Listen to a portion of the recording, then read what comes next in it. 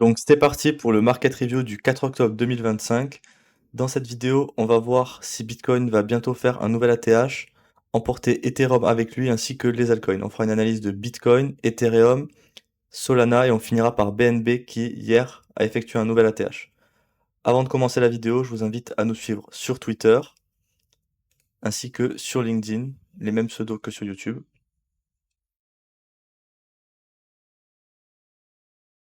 Donc on commence par Bitcoin en daily. Le weekly, si vous voulez le voir, je l'ai fait sur la dernière vidéo et on le refera la semaine prochaine. Donc on reprend, on avait une structure baissière qui s'était formée ici, avec un pullback, et ici on n'a pas fait de nouveau plus bas, et lorsqu'on a cassé ce sommet des 118 000 $, on a invalidé donc cette structure baissière. Du coup maintenant on est dans une structure haussière avec un premier top qui s'est marqué dans les 124 000 $, juste en dessous du dernier ATH. Donc là on est en train de créer une grosse zone de liquidité qui sera sûrement prise très prochainement. Et si Bitcoin retrace dans ces FVG qui sont ouverts, on aura sûrement des très bonnes zones de long pour jouer après des profits sur la TH. Donc maintenant, on va passer sur le H4. Donc sur le H4, toujours la même structure haussière que la dernière fois qui s'est étendue. On n'a pas eu de pullback dans cette structure. On a toujours le gap CME d'ailleurs qui est ouvert à 100%. Donc on verra s'il sera retesté prochainement ou si alors ça se fera office de breakaway gap. Donc là, en H4, le PY le plus proche du price action pour long, c'est ici, là, dans les 120 000 $. Sachant qu'on a aussi un FVG qui peut être intéressant de retester pour potentiellement trouver des longues et jouer la prise de profit sur la TH. En tout cas, tant que l'order flow est haussier, on n'a pas de quoi s'inquiéter d'un gros retracement plus profond sur Bitcoin. Même si là, avec la grosse impulsion haussière qui s'est jouée, c'est quand même risqué de jouer des longues parce que la jambe est vraiment très étendue. Donc il vaut mieux patienter et voir ce que le prix va faire la semaine prochaine, par exemple. Donc maintenant sur Bitcoin, on va passer sur le M15. Bitcoin ça va vite parce qu'il fait que monter et il n'y a pas trop de lieu de position à prendre. Il faut juste attendre des consolidations, par exemple dans le M15. On commence à voir une consolidation qui est en train de se créer ici. Donc ici on avait une grosse impulsion qui nous a créé beaucoup d'FVG, qu'on est venu retester. Et là on est en train de consolider.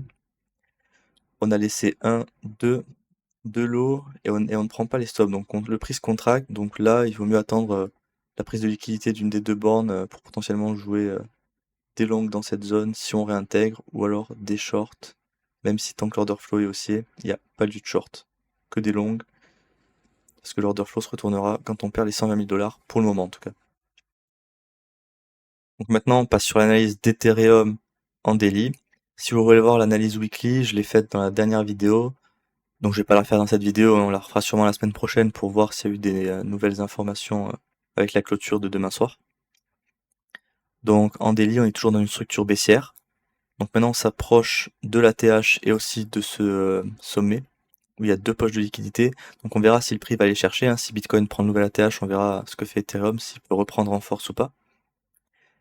Mais maintenant qu'on est dans le premium du range, il vaut mieux être patient et pas forcément jouer des longues ou alors prendre des profits si vous avez accumulé par exemple, des positions dans les lots ici. L'order flow reste haussier, donc on ne cherche toujours pas des shorts, on cherche que des longues, ça sert à rien de faire du contre-tendance, vous allez juste vous faire allumer par le prix. Et le PI le plus proche du price action, il se situe dans les 4200 $. On a aussi ces deux FVG ici qui peuvent être retestés et potentiellement des bons points pour jouer des longues et chercher, par exemple, après on aurait 1, 2, 3 zones de liquidité. Donc on verra ce que le prix fait la semaine prochaine.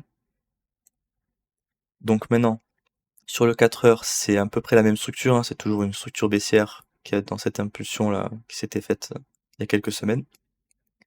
Et là on est toujours dans le pullback qui pareil a atteint le premium du range. Donc si vous avez pris des positions dans les bottoms, il vaut mieux jouer des profits et patienter ensuite pour ce qui va se passer. Donc le PY le plus proche du price action pour jouer des longues, il est ici, sauf que l'order flow se retournerait à la baisse, donc on chercherait des shorts si on revient dans cette zone. Donc en H4, il n'y a rien à faire. Là, on a eu une prise de liquidité, donc on a eu un choc sur mèche, donc il vaut mieux attendre de voir ce que le prix va faire dans la résolution de cette consolidation. Et il n'y a rien à faire, il faut pas long, pas short, parce que le prix pourrait chasser les deux bornes, donc il faut attendre. On verra du coup l'ouverture la semaine prochaine, hein. Je pense pas que ce week-end il va se passer grand chose. Donc en M15, là du coup la structure est différente, hein. On est dans une structure haussière qui est quand même très étendu, donc il faut faire attention, hein, ça sert à rien de jouer des longues à ce moment de la structure. Il vaut mieux soit attendre un pullback pour jouer des longues dans le discount du range, ou alors des prises de liquidité et un retournement de l'order flow à la baisse, pour ensuite jouer des shorts pour jouer le pullback de cette structure. Même si l'order flow ici se retournera à la baisse à la cassure des 4445 $. Donc on cherche toujours que des longues, uniquement des longues, ça sert à rien de short, comme j'ai dit tout à l'heure. Maintenant on va passer à l'analyse de Solana, donc comme on l'a pas fait dans la dernière vidéo, on va commencer par le weekly. Donc en weekly Solana, on est toujours dans une structure baissière qui a été créée à la cassure de ce creux, et on avait pris la liquidité de l'ATH, donc ça avait vraiment marqué une structure de top, hein. Donc là actuellement on est dans le pullback de cette structure baissière, et on arrive dans notre POI weekly qui avait effectué un rejet ici. Donc on va voir si on peut le transpercer dans les semaines qui suivent pour potentiellement faire un nouvel ATH si Solana suit Bitcoin qui explose en ce moment. Mais comme on revient dans le premium du range, il faut quand même être prudent parce que techniquement on est censé se retourner pour aller jouer de nouveau plus bas. Donc si vous avez pris des positions dans ces zones, il vaut mieux les sécuriser en arrivant dans cette zone plutôt que de continuer de longues et potentiellement se retourner. Normalement les longues sont déjà pris, maintenant c'est juste du enjoy quoi. Donc maintenant on passe sur le daily. Donc en daily là par contre on a une structure qui est haussière. On a un order flow qui était passé à la baisse ici. Donc sur Solana on cherche des shorts, uniquement des shorts. Mais il n'y a pas trop lieu de short parce que comme Bitcoin va sûrement prendre son ATH, vu le pullback qu'on est en train de faire, on risque de retourner l'order flow à la hausse. Donc moi j'attendrai plutôt un retournement de l'order flow à la hausse pour ensuite jouer des longues. Cependant, si vous voulez jouer des shorts et vous pensez que c'est simplement une correction qui va finir plus bas, on arrive dans notre dernier POI daily avant le retournement de l'order flow à la hausse. Donc c'est la dernière zone où on peut jouer des shorts. Donc maintenant on va passer sur le 4 heures sur Solana. Donc en 4 heures, Solana est dans une structure baissière, comme sur le daily. On est toujours dans le pullback de la structure qui est revenu dans le premium du range. Et là en vert, c'est notre POI daily qui est identifié, qui va être confluent avec le POI H4, ici. Sauf que en H4, c'est totalement différent, parce qu'on a un order flow qui est haussier, donc on cherche uniquement des longues. Et on n'a aucun POI à longue, parce que le plus proche du price action, il a déjà été retesté ici, lors de cette mèche. Et maintenant, si on revient vers les prochains qui sont ici, ou par exemple dans ce FVG qui est plus un breakaway gap maintenant, qui n'a pas encore été retesté, l'order flow repasserait baissier, donc on chercherait uniquement des shorts, donc il n'y a rien à long sur Solana. Il vaut mieux attendre de voir ce que le prix va faire et potentiellement d'autres changements d'order flow. Donc maintenant on va passer sur le M15. Donc la structure s'est étendue, hein, on n'a toujours pas eu de pullback. Donc là on est potentiellement dans le pullback de toute cette jambe haussière. L'order flow, il est passé à la baisse ici, lors de la cassure de cette bougie. Donc on cherche uniquement des shorts sur Solana. On n'a pas tellement de POI proche à short, hein, le plus proche du price action, il est ici. Donc on attend potentiellement un retour ici pour chercher des shorts.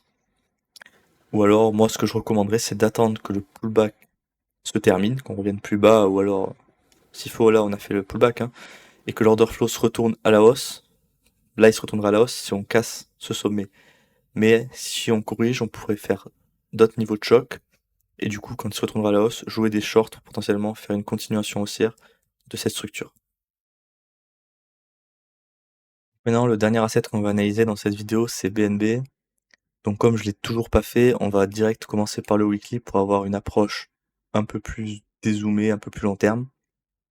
Donc la structure sur BNB, elle est full haussière en weekly, mais sur quand même une jambe très étendue. Donc moi, j'aurais du mal à long cette zone, même si on cherche que des longues, hein. Il n'y a pas lieu de short tant que l'order flow n'est pas baissier. L'order flow passerait baissier en weekly en cassant les 932 $, qui annoncerait sûrement un gros retracement dans le discount du range, hein. Donc pour le moment, on patiente, il n'y a aucun POI à long parce que le plus proche du price action, il est ici, et l'order flow serait à la baisse, donc on chercherait des shorts. Donc en weekly, il n'y a rien à faire. Il faut surtout prendre des profits, hein, parce qu'on a quand même break la TH, ici encore continuer. Donc sur BNB, c'est full profit à prendre. Donc maintenant BNB sur le daily, donc on est toujours dans une structure full haussière, jambes très étendues, hein, comme sur le weekly. On aura un order flow qui est haussier. Il passerait baissier à la cassure des 992 $.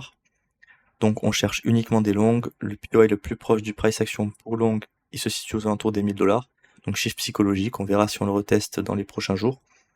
Ou alors le prix peut aussi simplement mécher ou revenir dans ces FVG pour repartir, et pas spécialement les combler en entier. C'est pas obligé, hein, parce que c'est des signes d'accélération aussi de laisser les FVG ouverts. Comme ici, hein, par exemple, on les a pas retestés ceux-là, et après le prix a accéléré. Donc il faudra observer ce qui se passe. Maintenant on va passer en H4 pour avoir un peu plus d'idées et potentiellement d'autres scénarios. La structure, pareil, hein, on est toujours dans une structure haussière, jambes assez étendues. On n'a pas de FVG ici dans cette bougie, on a eu une grosse mèche de liquidation, hein, parce qu'il y a beaucoup de positions, hein. Sur BNB, on voit quand même que les fundings, on a des gros bons sur les fundings. Donc ça veut dire quand même que je pense qu'il y a pas mal de gens qui s'exposent à long. Sauf que là, c'est juste du gambling, c'est pas du tout rationnel de long BNB dans cette zone, hein. L'open interest aussi qui explose, donc on accumule des liquidations. Du coup, c'est normal qu'il y ait des grosses mèches, donc il vaut mieux être vigilant sur ce genre d'asset, hein, ça joue à pump and dump. Donc c'est pas hyper intéressant, hein. Donc maintenant, on passe sur le M15. Donc pareil que le weekly, le daily ou le H4, structure haussière. BNB, il est full haussier, peu importe les time frames. Donc, il n'y a aucun long à chercher. Donc maintenant, on va faire un petit tour sur les datas sur Bitcoin ainsi que les ETF. On regardera aussi Ethereum pour voir ce qui se passe sur les derniers jours là dans cette hausse. L'open interest sur Bitcoin, il est en train d'exploser, donc il y a beaucoup de positions qui s'accumulent. Par contre, on n'a pas des fundings hyper élevés, donc je pense pas qu'il y ait non plus trop de long. Je pense qu'on doit avoir autant de long que de short et ça reste assez neutre. Donc potentiellement, ça peut indiquer que le prix, il a encore du jus dans le marché. On peut aussi voir ici les spreads qui restent négatifs. Donc ça signifie qu'il y a quand même moins de gens exposés à levier que par exemple sur le top qu'on avait eu ici, où on avait des spreads bien positifs. Les spreads étaient positifs de 50 $. On est toujours dans les moins 30, moins 50 ici. Donc ça nous laisse de la marge. Quand on retrouvera beaucoup de vert sur les spreads, on pourra peut-être se poser des questions et vraiment être vigilant. Mais tant que les spreads restent négatifs, les fundings assez neutres, on n'a pas trop de quoi s'inquiéter sur Bitcoin. Maintenant, sur Ether, on va se mettre en H4. Hop. Donc les fundings, pareil, hein, on a quand même des fundings qui sont assez neutres, qui passent assez régulièrement en négatif, et l'open interest qui monte pas trop. Donc ça peut potentiellement indiquer un sentiment pas full aussi, hein, les gens sont pas hyper confiants. Je pense qu'ils ont été encore traumatisés par le début de la baisse, le début 2025, la grosse correction qu'on a eue. Du coup, à la moindre hausse, les gens ont peur qu'on se rentre en bear market ensuite. Maintenant, pour les ETF, alors ici, donc sur Bitcoin, on peut voir qu'on a des gros inflows qui se sont faits les derniers jours. Donc ça peut expliquer aussi la hausse du prix, hein. Là, quand on avait des inflows négatifs, voire peu d'inflows neutres, le prix baissait. Et là, depuis qu'on a repris nos inflows positifs, on a un prix qui monte. Donc ça, c'est bon signe pour la suite. On verra si ça continue la semaine prochaine. Il faudrait que ça augmente encore pour le prix un peu plus haut et faire de nouveaux ATH. Donc sur Ethereum, sur les ETF, on avait eu beaucoup d'inflows négatifs, donc ça peut expliquer la correction et la consolidation qu'on avait eu ici. Et là, on a bien repris les inflows. Maintenant, il faut que ça continue. Par exemple, ici, on avait eu beaucoup de zones de reprise, mais direct après, on avait des sorties. Donc là, nous, ce qu'on veut voir pour que le prix continue de monter, c'est des inflows positifs qui augmentent et qui durent surtout. Mais là, on a quand même eu des gros inflows, hein, plus de 500 millions il y a quelques jours, cette semaine. Et même les derniers jours, ça continue, même si c'est plus faible. On voudrait voir des inflows qui augmentent la semaine prochaine et voir Ether, du coup, prendre son ATH et refaire de nouveau plus haut. Donc, je vous remercie d'avoir regardé cette vidéo. Je vous invite à commenter ce que vous pensez du marché en ce moment, si Bitcoin va faire un nouvel ATH et exploser vers de nouveaux records, comme par exemple les 150 000 $, ou alors revient juste pour faire une prise de liquidité et ensuite partir en bear market. N'oubliez pas de liker, vous abonner et partager la vidéo. Merci à tous d'avoir écouté.